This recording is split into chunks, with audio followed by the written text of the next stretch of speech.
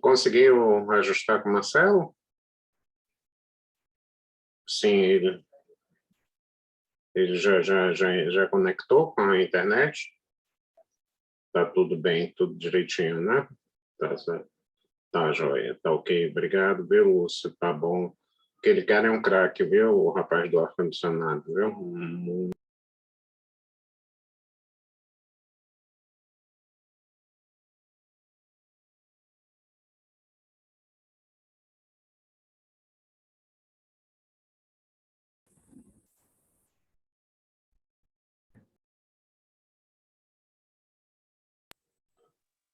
Alguém me escuta? Tudo bem, Pedro? Tudo bom, professor? Desculpa essas 2 semanas aí passadas, aí eu já tive meu tirocínio já, Merecido, mas agora tô estava lá no voltando. tirocínio, né? Você faz É, tirocínio em que área? Com quem? com Valber em hermenêutica, professor. Aí eu dei logo 3 aulas em sequência. Bem, É. né? Então, gente, eu volto sempre a agradecer a Pedro pelo suporte que nos dá aqui nessa aula. E hoje nós vamos concluir os chamados princípios constitucionais da administração pública com a eficiência, né, que é um dos temas menos trabalhados e menos vistos no curso de Direito. As pessoas acham a eficiência é uma coisa tão vaga, é coisa lá para os administradores, não tem significado jurídico, não é? Mas só que o mundo inteiro passou a valorizar ou a juridicizar ou a trazer para o campo da atuação do jurista a questão da eficiência. E essa é só uma descoberta. Elisa, tudo bem? Tudo Oi, bem? prof, tudo bem? Viu, senhor, com estilo novo, Tudo com bom. estilinho, cortou o cabelo, tá todo chique. Eu não E, queria interromper a sua fala para falar isso, mas já que o senhor me deu a abertura, claro, diga aí. está super chique, está um modelo. Tá bom, tá certo. Obrigado. São seus olhos, tá bom? Tá Tá certo. bom. Ok.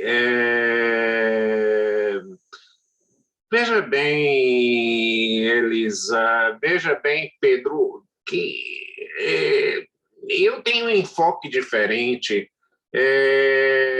A administração pública,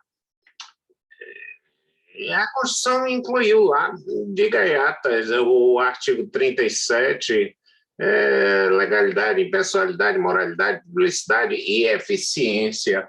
Mas a minha questão é mais a fundo. Será que isso é somente um princípio da administração? Vejam bem, uma lei que não for eficiente, que não for pensada, ou um ato administrativo que não for pensado para dar um resultado, ele é absolutamente arbitrário, né? Ele é, na verdade, violentador do Estado de Direito. Por quê? Porque ele é absolutista. Se nós pegarmos o Estado absoluto, ele foi combatido por um Estado de Direito. Memorem na Revolução Francesa, quando você combate o Estado absoluto, onde o rei podia tudo, não é? Você combate criando o Estado de Direito e até cria mecanismos de frenagem, de frear o Estado não pode me prender, o Estado não pode me tributar excessivamente, o Estado não pode tirar minha liberdade de expressão, o Estado não pode confiscar minha propriedade, o Estado não, o Estado não, o Estado não. Tanto que as constituições atuais, quando elas falam em garantias contra o Estado. cabe mandado de segurança, cabe isso, cabe mandado de injunção. Quer dizer, como se o Estado fosse o agressor, o inimigo, como se fosse uma Ucrânia se defendendo da Rússia, né? Olha, vamos nos proteger do inimigo. E aí, quando você precisa, quer dizer, e aí o que se passou a chamar da Revolução Francesa, quem é que combate o absoluto? Qual é o oposto de absoluto? É relativo, né? Então, se eu chamar de revolução relativista, será que vocês acompanham? Quer dizer, eu vou chamar uma revolução contra o sistema absolutista de uma revolução relativista. E o que é relativizar? Vamos ver em língua portuguesa as partículas de relativização, contanto que seja útil, desde que seja valioso, desde que não afete as garantias dos cidadãos, na medida em que seja mais produtivo. Então, a relativização é, em outra linha, o Estado de Direito. Em outra linha, o Estado de Direito. Então, vejam bem, nessa situação, o Estado relativizador que combate o Estado absoluto, ele é o Estado de Direito. Então, quando você, na verdade, faz porque quer, faz sem razão de ser, imagine, por exemplo, que eu dissesse assim, as aulas agora vão ser 2 horas da madrugada, porque eu tenho insônia. Pô, danem-se, eu tenho insônia, então, na verdade, tudo que resulta de uma vontade, não de um interesse, afeta o Estado de Direito. Então, o Estado de Direito é o mesmo Estado proporcionalizador. Quer dizer, o que combate o absoluto é o que proporcionaliza.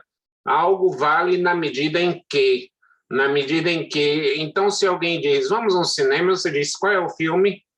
Você está relativizando. Não tem que ir ao cinema porque você quer que eu vá ao cinema, não é? Ariano Suassuna dizia assim, eu não gosto, a viagem de avião ou é catastrófica ou é entediante, não existe viagem boa, ou acontece uma catástrofe ou é um tédio terrível, você ficar olhando para um lado, para o outro e tal. Então, ele diz, eu só viajo de avião se necessário, quer dizer, esse é o Estado de Direito, que é o Estado condicionante, que é também o Estado proporcionalizador.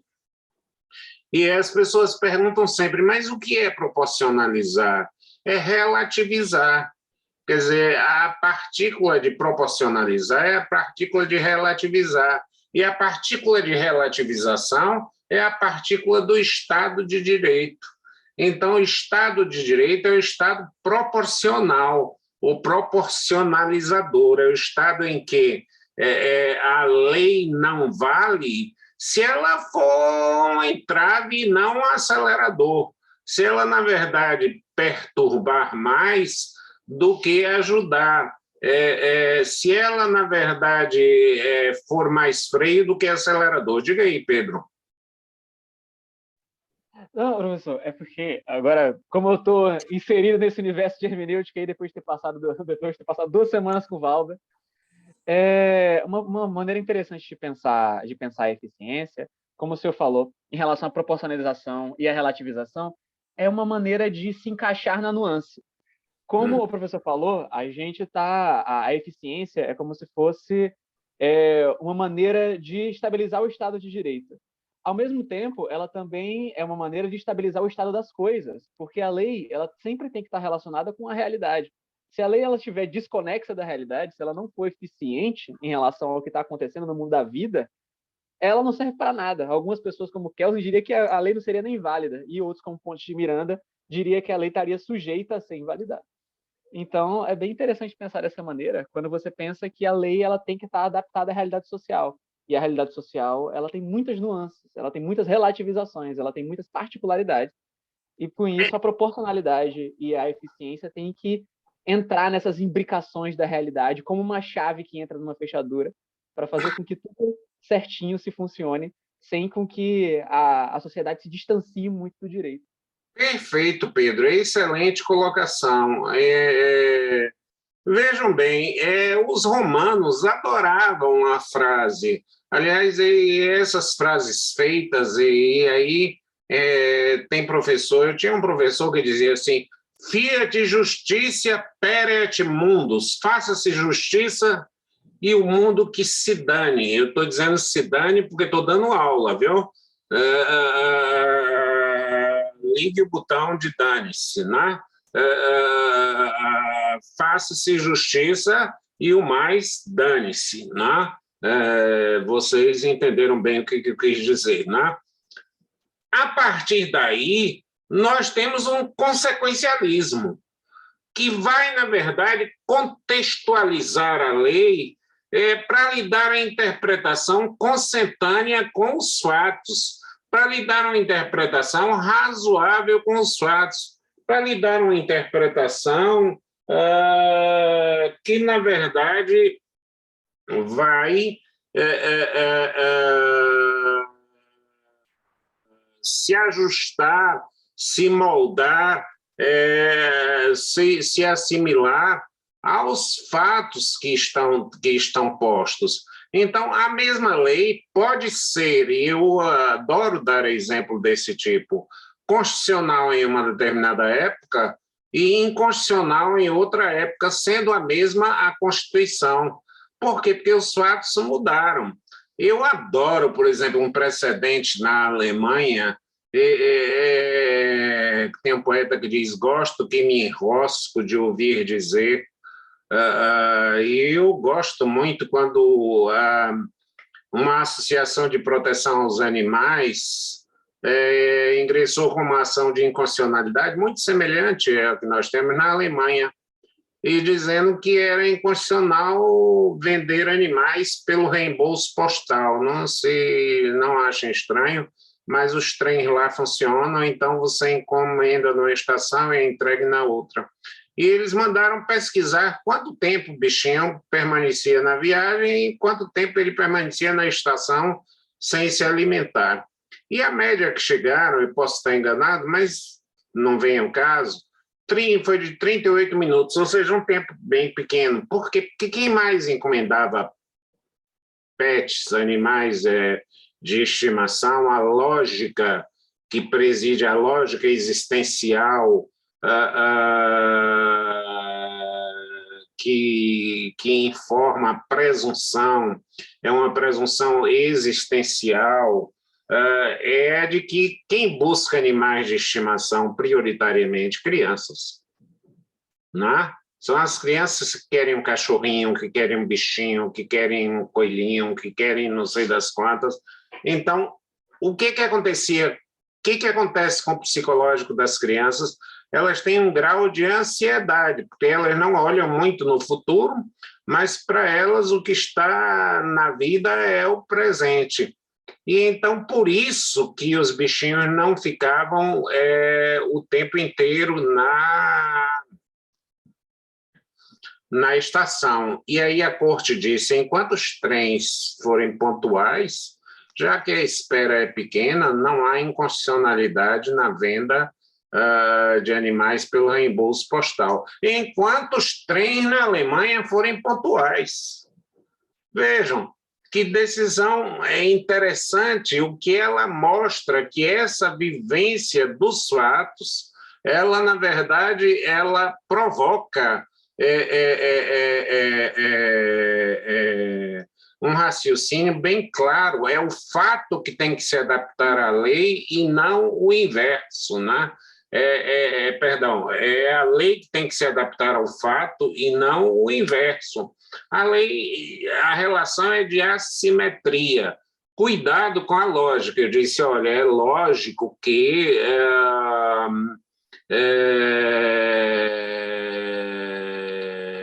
esse pouco tempo de espera, porque as crianças esperavam antes do trem chegar. já sabiam que ia chegar no trem de tal horário, meia hora antes elas estavam lá. E cadê meu bichinho, cadê meu cachorrinho, cadê meu gato, cadê meu não sei das quantas?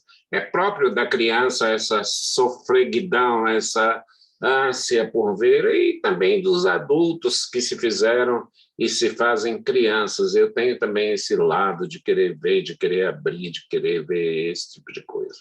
Cuidado com os raciocínios lógicos ou com as falácias, né? Eu falo as falácias são uma simulação da lógica, né? São, na verdade, uma contradição da lógica. Eu tenho claro que é uma piada, e vocês podem admitir, mas nós tivemos um presidente na ditadura chamado Costa e Silva, e havia um assessor muito importante,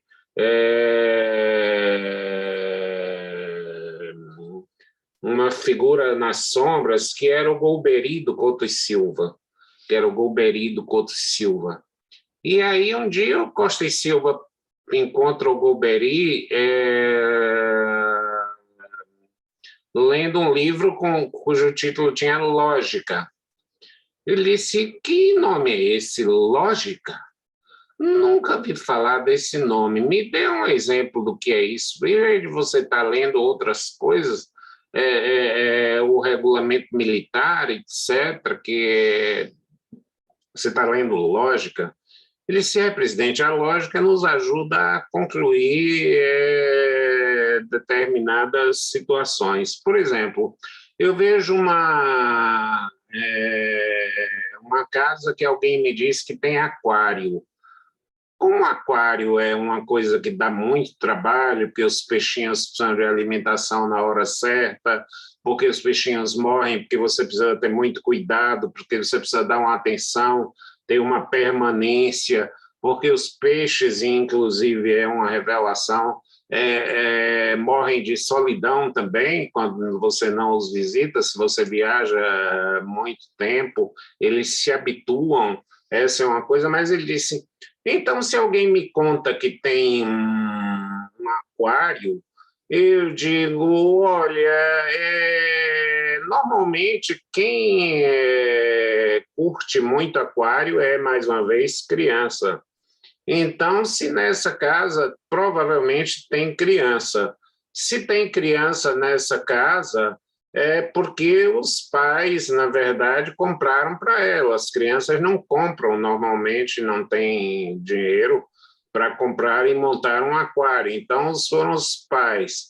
E esses pais têm hábitos mais domésticos, né? Então, eles permanecem mais em casa, são mais... Então, está um aquário, eu vou construindo uma projeção, uma expectativa lógica de que há um casal, de que o cidadão deve ser casado e deve ter filhos, ou deve ter uma relação estável com filho, e que esse filho é quem propulsionou a questão do aquário. Tudo isso é lógico, tudo isso é lógico. E o Costa e Silva, que leva fama, não sei se era verdadeiro, de pouco aquinhoado com raciocínio, olha o cuidado que a gente tem que ter na aula, de pouco bafejado pela sorte do raciocínio, ele virou e disse, então é isso que é lógica? Aí ele chega e disse, agora já sei, lógica é uma coisa importante, dá para a gente saber como é que é. Aí vira-se para um outro ministro que passa ali, falando, vem cá, rapidinho, me responda uma coisa, você tem aquário em casa? Aí o ministro disse, tenho não, presidente, então você é gay. Ou seja, você, na verdade, não deve ser casado, não deve ter filho, não deve ter... ele inverteu e criou uma falácia terrível, quer dizer, se contava uma piada de que evidentemente falaciosa, grosseira, preconceituosa e todas as coisas, mas ele, na verdade, trabalhava com essa coisa. Há vários modelos de falácia do ponto de vista lógico. Por exemplo, se eu digo ratos são 2 sílabas. Ratos roem. Logo, 2 sílabas roem. Se ratos são 2 sílabas, ratos roem, logo 2 sílabas roem.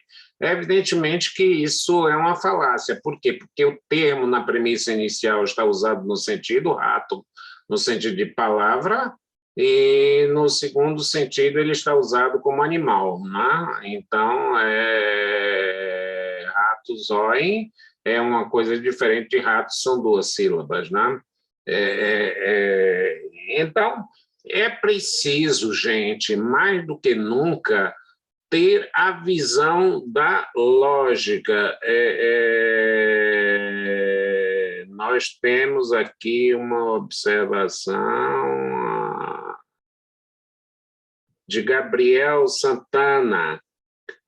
Bom dia, Gabriel. A minha dúvida surgiu por uma questão de outras aulas e de outras matérias. Ótimo. A questão de se adequar numa mesma lei a diversos fatos, pelos princípios que estamos estudando, não podem terminar,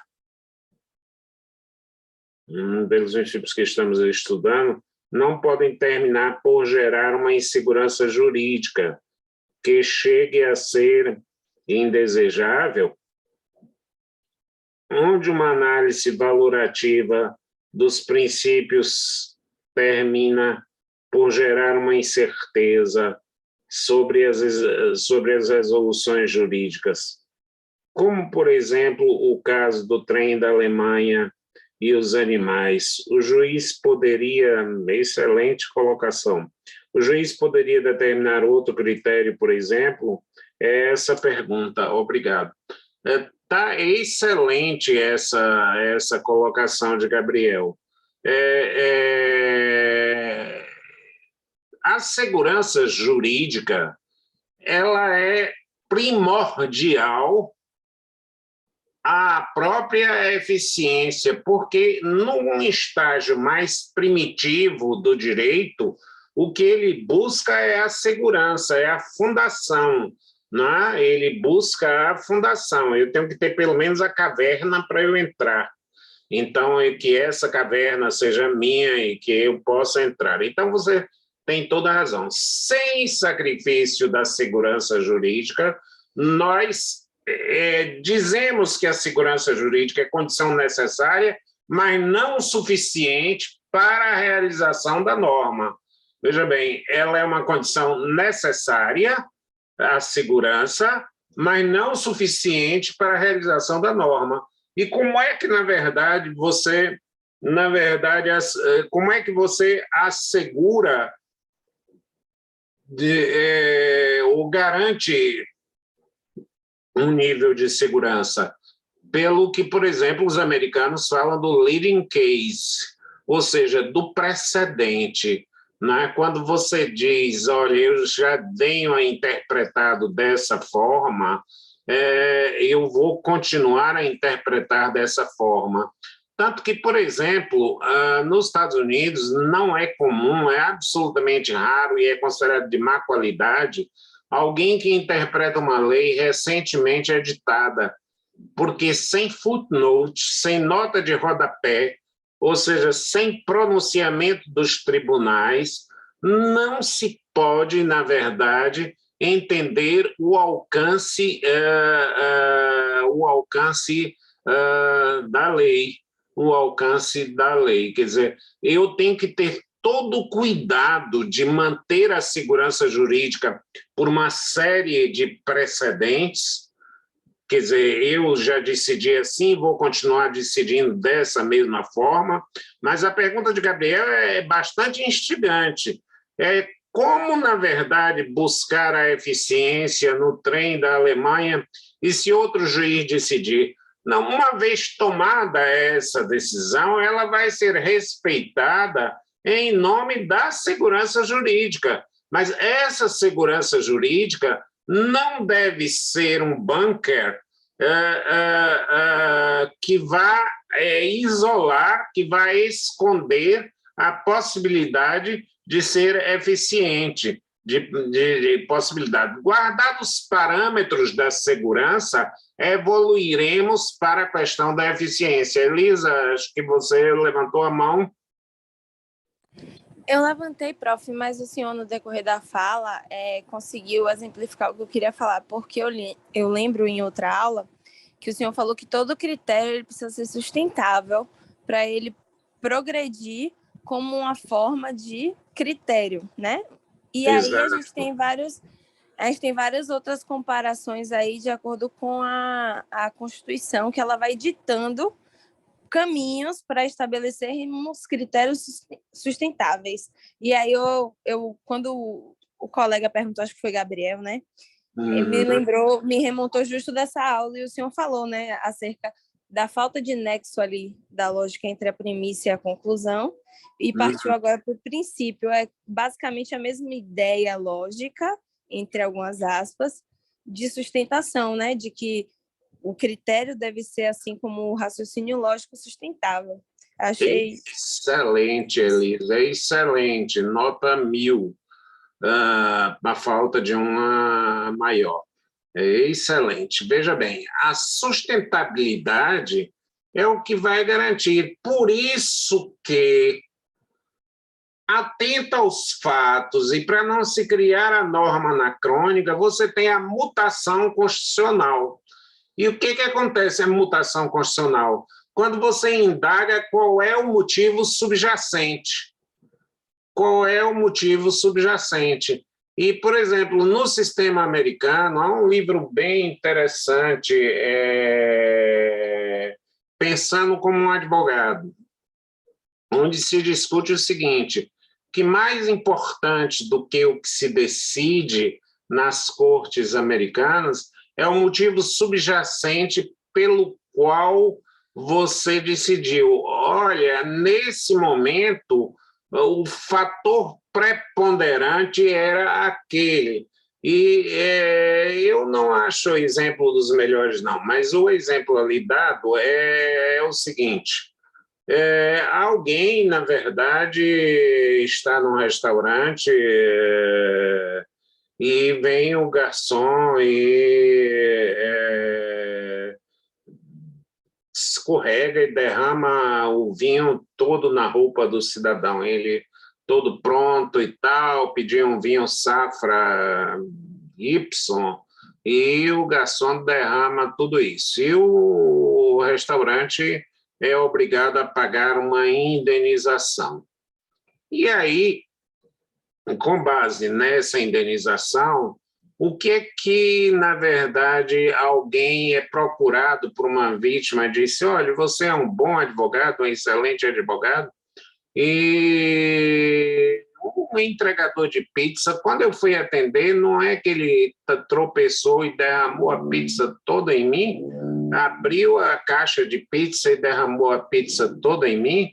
Aí o advogado disse: já houve um precedente disso, de que o camarada que derrubou, o restaurante que derrubou o vinho na roupa do cidadão foi obrigado a indenizar. Por que não se isentaria o entregador de pizza? E aí o advogado que defende o entregador de pizza vai buscar a causa subjacente. Vejam que o raciocínio é complexo. Eu peço 1000 desculpas a vocês se vocês acharam que direito era muito simples. Eu peço 1000 desculpas mesmo, porque essas coisas... toda resposta simples tem uma solução errada. E toda resposta que não desafia uma pergunta tem uma resposta incompleta. E aí o advogado do cidadão da pizza vai dizer assim: do pizzaiolo, do entregador da pizza, vai dizer: qual foi a causa subjacente naquele restaurante? Foi a exposição do homem ao ridículo. Ele, na verdade, na frente de todo mundo, não pôde mais continuar o jantar, ficou sujo, não queria mais cumprimentar ninguém das outras mesas, não se levantava, mas teve que terminar ali, passou por um constrangimento imenso. Esse constrangimento, o grau de constrangimento, é o que levou à indenização. Essa era a causa subjacente, que não está presente no entregador de pizza quando você está em casa. Quando você está, na verdade, em sua casa, né? Quando você está, na verdade, em sua casa. Então, quando você trabalha essa causa subjacente, mais do que o dictum é, na verdade, aquela proclamação consequencialista, mas, na verdade, o motivo subjacente, ele é, na verdade, mais relevante na questão da segurança constitucional, muito bem trazida por Gabriel, muito bem complementada por Elisa, e também comentada com o brilho de sempre por Pedro, né?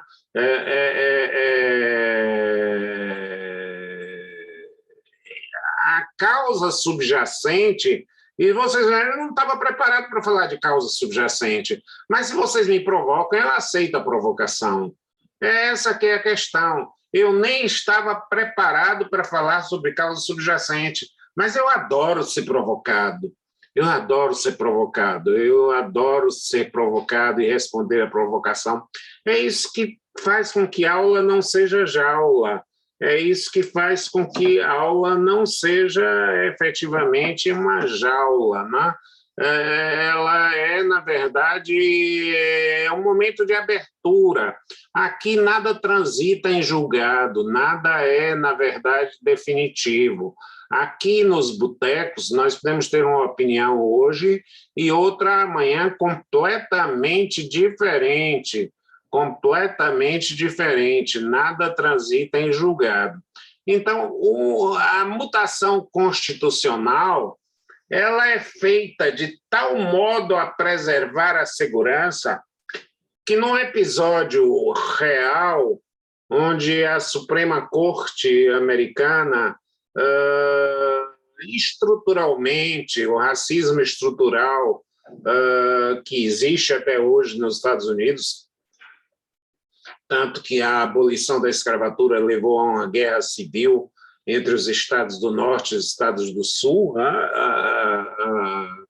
e a Suprema Corte se defrontou com um problema onde ela, imbuída pelos valores racistas da época, não reconheceu a um homem que tinha ascendência negra o de sentar-se no mesmo banco ao lado de um branco. E aí ele constrói uma teoria equal but separated, ou seja, você é igual, mas não tem direito a estar junto. Todo mundo tem direito a estar no ônibus, mas não fere a nenhuma regra você reservar espaço para pretos e espaços para brancos. Gente, a coisa foi tão séria que no Arkansas se criaram jaulas para colocarem pessoas negras separadas dos brancos, porque quando se disse, olha, todos têm direito de entrar na universidade, mas não juntos, brancos com negros, etc, etc, etc. E aí, os ventos já sopravam em outra direção, quando um cidadão quis matricular um filho dele numa escola para brancos. E ele era negro. E a Suprema Corte disse, já está na hora da gente rever esse tipo de coisa. Mas como é que eu gero a segurança jurídica? Vamos buscar a causa subjacente. Bom, nós continuamos a achar que vale o equal but separated, mas o separated no processo educacional não geram equal, porque você não tem uma visão do mundo branco, porque você não tem uma visão de outras pessoas, porque você não tem uma troca de ideias amplas. Se você confinar essas pessoas, então eles disseram equal but separated, só que toda vez que você tiver o separated em termos educacionais, não haverá o equal. E aí autoriza a matrícula. Vejam o que é uma mutação constitucional sociologicamente explicável, eu não estou dizendo, mas com a preocupação da segurança jurídica. Vocês entenderam o que eu estou, na verdade, colocando? A preocupação com a segurança jurídica, não é? Eu não quero, na verdade, e tanto foi assim que eles consideraram válidas cláusulas que proibiam a história do racismo americano, gente, é uma história macabra, viu? É preciso ter estômago para escutar esse tipo de barbaridades. Não que nós não tenhamos no Brasil, ao contrário, estamos aí, graças a Deus, a consciência das pessoas está crescendo, né? Então, e cada vez mais se busca reprimir essas formas de racismo. Eu sou um entusiasta das cotas, eu sou, na verdade, não só porque é uma reparação histórica, mas porque elas permitem uma melhoria na formação ética do cidadão. Quer dizer, a junção étnica produz uma melhoria ética no convívio entre as pessoas. O senso de humanidade só se completa com as cotas. É esse perfil que, na verdade, não se conseguia visualizar e que eu estou trazendo para vocês. É o étnico a serviço do ético, quer dizer, dentro dessa questão. Mas a Suprema Corte continuou a dizer, bom, eu continuo com o equal but separated, só que eu não posso realizar o equal com o separated, está traduzido para você, né? Igual e separado, né? Eu não posso ficar com o igual e com o separado em matéria educacional, mas continuou não dando a mínima para a evolução dos fatos e disse, não, é perfeitamente válida uma cláusula de locação que proíbe o inquilino de hospedar em sua casa pessoas negras. Vejam, depois de ter dito que na escola você fazia isso, eu continuo fiel ao equal but separated. Então, na verdade, a chamada teoria da causa subjacente, Gabriel, obrigado mesmo de coração por ter trazido esse tema tão rico, na verdade, saber o leitmotiv. E aí eu já vou para os alemães, né? A gente é multilingüe, estou brincando com vocês, né? Tudo isso, quando eu torno complexa um pouquinho a aula, é uma homenagem a vocês. Eu uma vez fiquei chateado da vida, mais uma vez a expressão que me vinha era outra, e começava com P da vida, com um professor que colocou numa prova com que idade alguém podia se candidatar a presidente da República. Diabo, ele só queria que eu soubesse ler, olhar na Constituição e ver que eram 35 anos, né? Era uma coisa assim. Diz que um dia perguntaram no exame da OAB quantos ministros tinha o STJ, né? Tem 33 ministros, mas os porteiros de lá sabem disso, né? Os porteiros de lá sabem esse tipo de coisa. Vamos falar de coisas mais sérias, sobre o que um professor de cursinho, não sei se para, a expressão vai agora, avacalhar com a prova da OAB, virou e disse, olha, eu vou dar um critério para vocês saberem quantos membros têm os tribunais superiores. STF, somos time de futebol. Quantos jogadores tem um time de futebol? 11. Então, o STF tem 11 times, 11 jogadores. O STJ, somos todos de Jesus. Jesus morreu aos 33 anos. Então, somos todos de Jesus.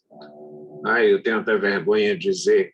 STM, somos todos moças. A menina se torna moça no baile do debutante quando faz 15 anos. Então, os membros do STM são 15. São 15 os membros. O TST, 30 sem 3 são quantos? 27. Então, 30 sem 3, TST, dá 27. E o TSE, você tira o T do início e põe o T no final, ficam 7, SET, 7, né, que é o número que tem o TSE. Né? Eu acho isso uma brincadeira de mau gosto terrível. Né? Agora, a questão da causa subjacente é o que vai me dar um grau de segurança que exige um povo mais civilizado, né? Que exige uma estrutura de compreensão e uma faculdade de direito mais preparada, né? Uma faculdade de direito mais preparada, exatamente para a gente não manusear uma ferramenta que às vezes pode ser perigosa nas mãos de certas pessoas que não sabem manuseá-la, né? Então, a colocação de Gabriel, né? Eu não consegui escrever tanta coisa nesse negocinho aqui, não, no bate-papo. E ele escreveu um texto grande, e parabéns, vou aprender essa técnica. Então, a causa subjacente, Elisa, vai me dar uma garantia da sustentabilidade do critério. E se eu tenho um critério e eu trabalho com o critério e eu não me perco, eu não me desvio do critério, eu garanto com um padrão de eficiência a segurança jurídica. Eu garanto com um padrão de eficiência a segurança jurídica. E isso é muito importante, garantir a segurança jurídica sem perder a eficiência, como uma sociedade primitiva que quer se desenvolver, como uma sociedade primitiva que quer se desenvolver. Vou tentar, e prefiro não ter... O princípio da eficiência no Brasil, ele vem, na verdade, com o artigo 37 da Constituição Federal, né? Que ela torna, na verdade, a administração pela legalidade, impessoalidade, etc., etc., etc., etc., né? Só que em outros países nós vamos encontrar regras que, na verdade, permitem ou ensejam a que nós possamos verificar que o mundo inteiro civilizado já agregou a questão da eficiência. Aqui no artigo 97 da Constituição italiana, e public office, eu vou traduzir por minha conta, se eu tiver erro, dizem que tradutore, todo tradutor é um traidor, não é? Nunca... se você for muito literal, você perde o sentido. E se você esvaziar muito, você deixa de ser fiel à tradução. Mas eu vou deixar de... o ofício público é organizado segundo as disposições da lei, de modo a assegurar o bom andamento e a imparcialidade da administração. Vejam bem, o que a Constituição italiana diz no artigo 97? Que o ofício público, a administração pública, deve se organizar segundo as disposições da lei. Sem dúvida nenhuma, ela mantém, digamos, a legalidade. Lei essa que deve assegurar o bom andamento e a imparcialidade da administração. Ou seja, eu devo, na verdade, assegurar o bom andamento e a imparcialidade da administração. Portanto, na verdade, a lei que não assegure o bom andamento e a imparcialidade da administração, desde que estandartizados, desde que, na verdade,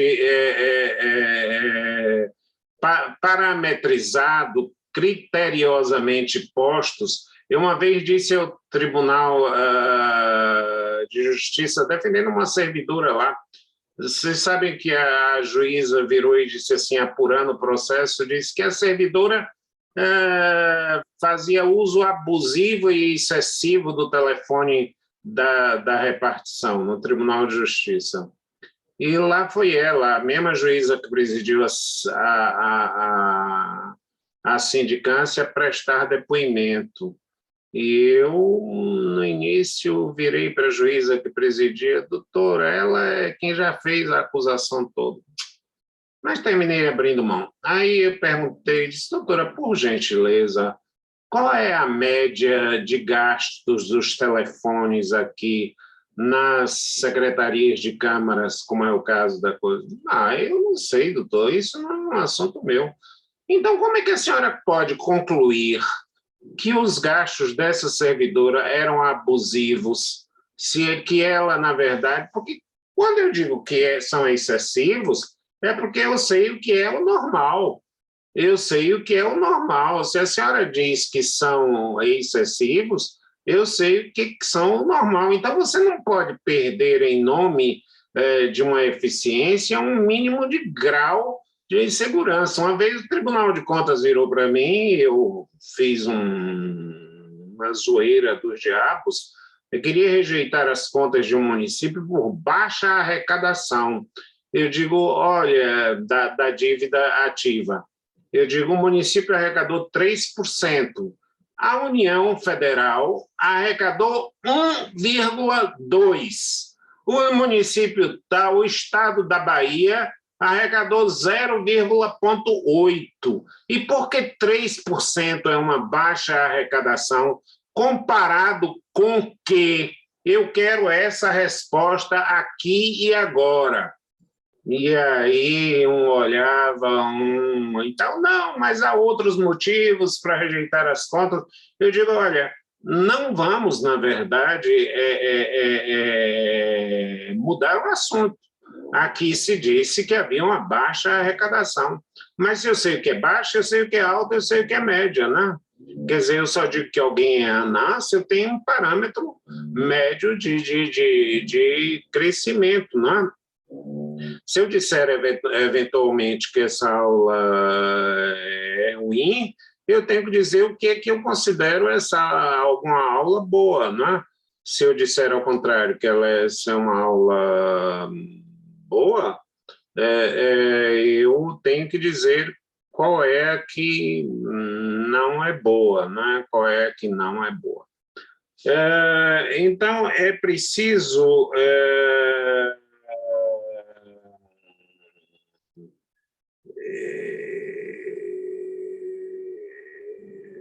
aqui, por exemplo, nós vamos ver Guido Falzoni, ainda comentando na Itália, ele diz, ainda que a afirmação de que a boa administração equivalha à eficiência, é necessário postular-se que a administração é um complexo organizado, com o fim de assumir a boa condução dos negócios jurídicos e num tempo determinado e segundo critérios a serem observados, né?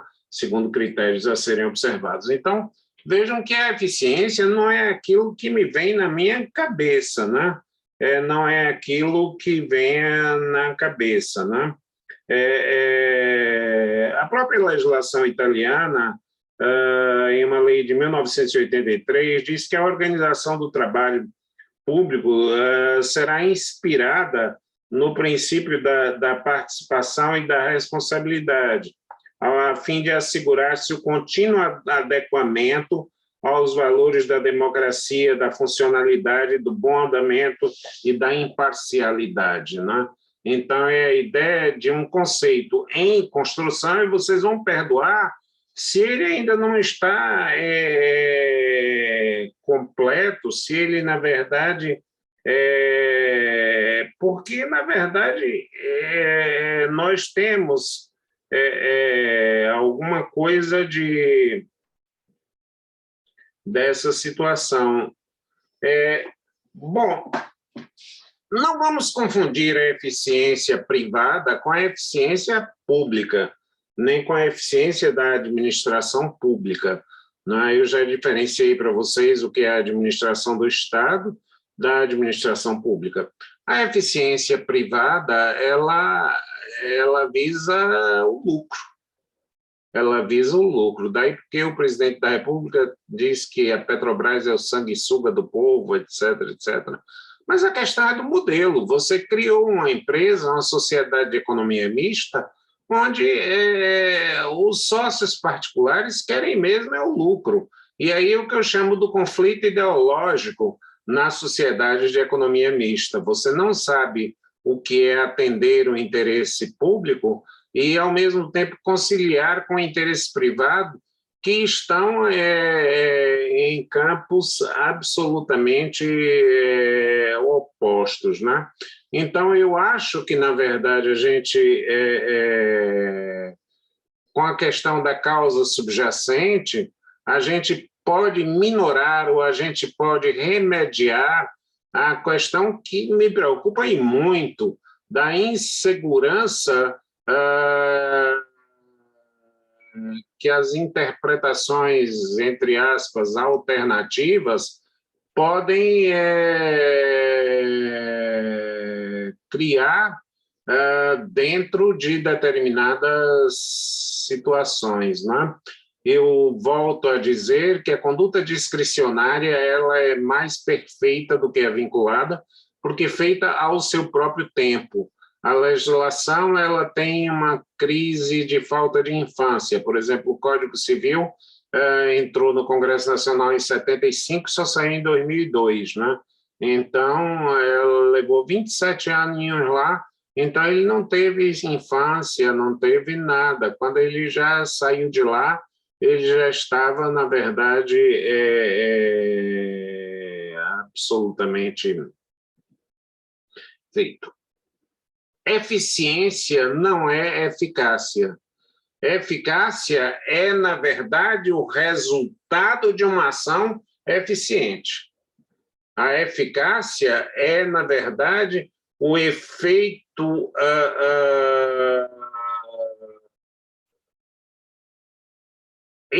o efeito acontecido em relação ao efeito esperado.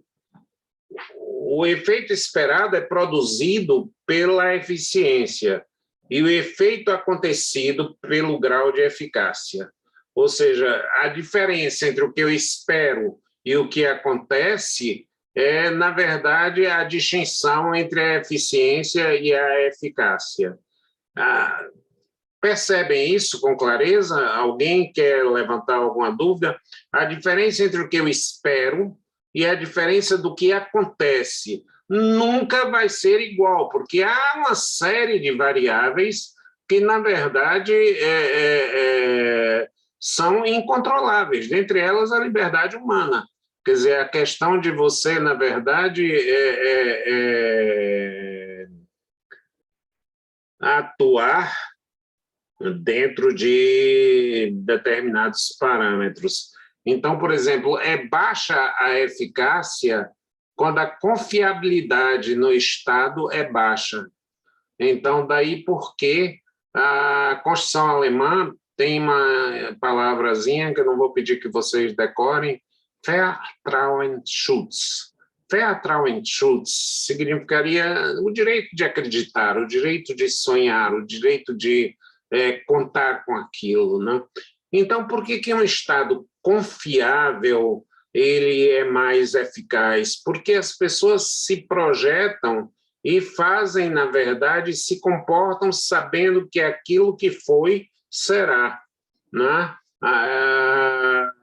Aquilo que foi, será.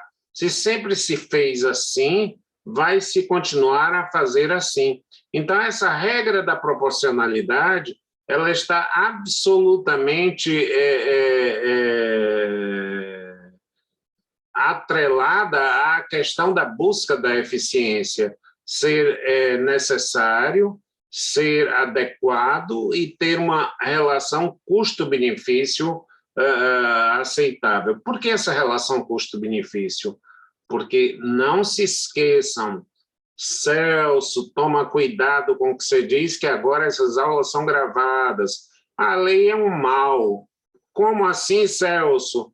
É como os remédios. Alguém acha que um remédio é bom? Não. Um remédio pode até ser necessário, mas ele não é bom, ele tem efeitos colaterais. Ele tem efeitos colaterais, porque a lei ela é feita para, na verdade, restringir a sua liberdade. Restringir a sua liberdade. E aí, quando nós estabelecemos o conflito entre a liberdade e a igualdade, quanto mais livre, menos iguais nós somos. Claro, se eu tenho que vestir uma camisa azul, e todo mundo veste azul, nós preservamos a igualdade. Mas quando eu digo que alguém pode usar azul, amarelo, roxo, etc., nós preservamos a liberdade. Em que ponto liberdade e igualdade devem estar, na verdade, presentes? Quais são os antídotos que se devem ter na construção do modelo da eficiência? O antídoto da ponderação. O que é uma decisão ponderada? O que é uma decisão ponderada? É uma decisão que mediu os fatores, que fez uma fatoração. Alguém lembra de fatoração na escola? Não é? Como é que se faz uma fatoração? Então, é a mesma coisa, eu vou examinar quais são os fatores e chegar a um resultado médio, porque não há um interesse público, há vários interesses públicos. Fazer uma estrada é interesse público, mas manter as árvores intactas também é. Então, qual deles vai prevalecer em cada momento ou em cada instante, né? Nós claramente atentamos contra o interesse público, nós sabemos de modo muito claro que a poluição é uma coisa muito ruim. Mas será que nós estamos dispostos a abrir mão do carro e andar a pé para evitar a poluição? Quer dizer, qual é o interesse prevalente entre... Eu duvido que alguém dissesse, não, vamos caminhar a pé mesmo, etc., para evitarmos a poluição dentro dessa situação. Então, vamos entender que a ideia do critério sustentável, como lembrou Elisa, é uma garantia de que nós não nos desgarramos da possibilidade,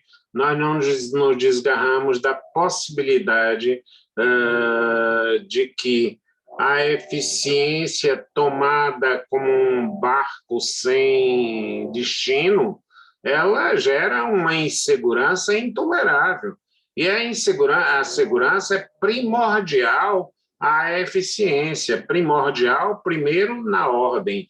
Veja, primordial, primeiro na ordem. O primeiro na ordem é a segurança. E o segundo na ordem é a eficiência. Porque, na verdade, olha, para você ser seguro, não é preciso viver num bunker. Não é preciso, na verdade, viver num bunker. Você, na verdade,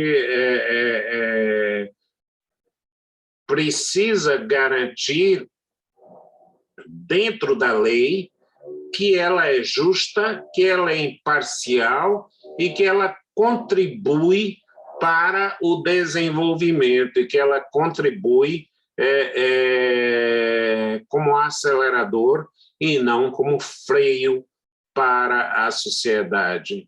Eu sei que os temas hoje foram, como tem sido, né, um tanto quanto densos, e eu vou deixar que vocês maturem, né? Eu estou essa semana com um compromisso um pouquinho mais cedo e vou ter que deixá-los. Que palavrinha mágica que abre um sorriso assim para todo mundo. Chega de tortura, chega na verdade, de blá blá blá em sala de aula. Ah, eu tento, pelo menos,